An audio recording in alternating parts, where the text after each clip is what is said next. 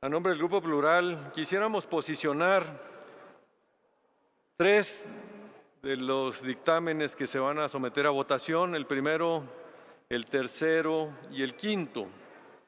El primero refiere a la Ley de los Derechos de las Personas Adultas Mayores,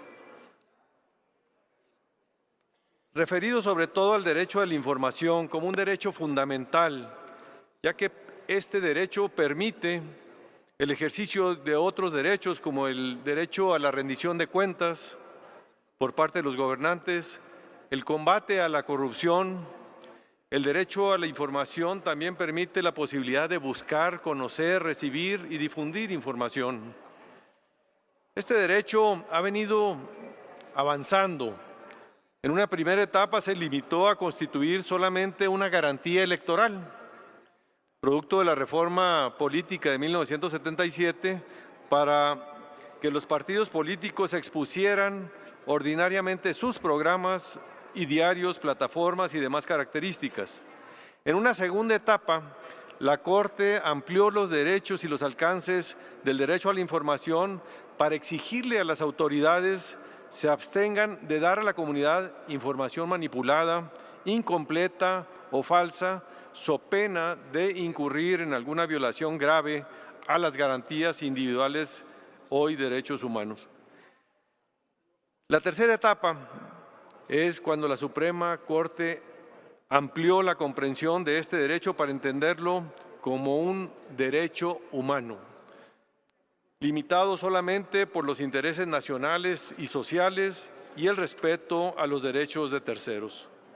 Por eso proponemos apoyar este dictamen sobre la minuta que adiciona la fracción 10ª al artículo 5º de la Ley de los Derechos de las Personas Adultas Mayores, que garantiza que las personas adultas mayores tengan información plural, oportuna y accesible por parte del Estado.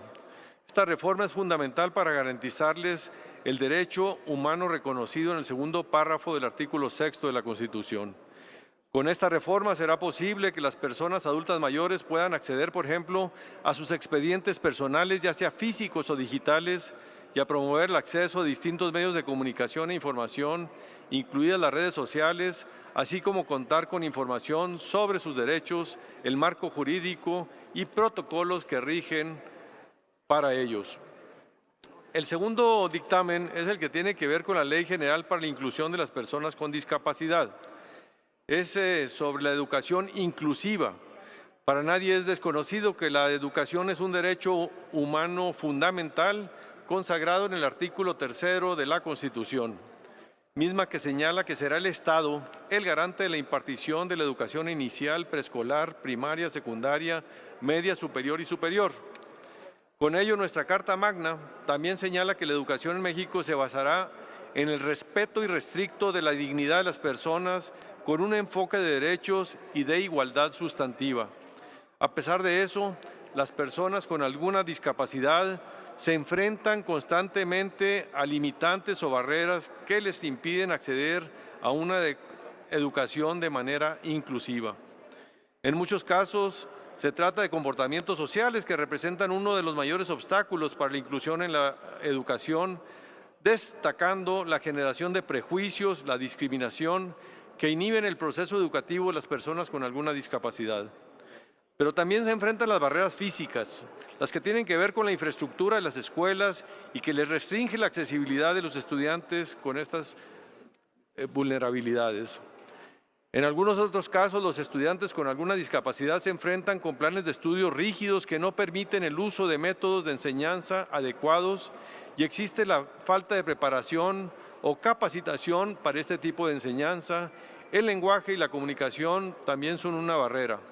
Existe también la influencia de los factores socioeconómicos. Por ello, desde el Grupo Plural estamos a favor del presente dictamen, pues es importante que nuestro marco jurídico garantice el pleno ejercicio de los derechos humanos de las personas con alguna discapacidad. La educación inclusiva presupone un modelo que atiende las necesidades de los estudiantes y en especial aquellos que se encuentran en riesgo de exclusión.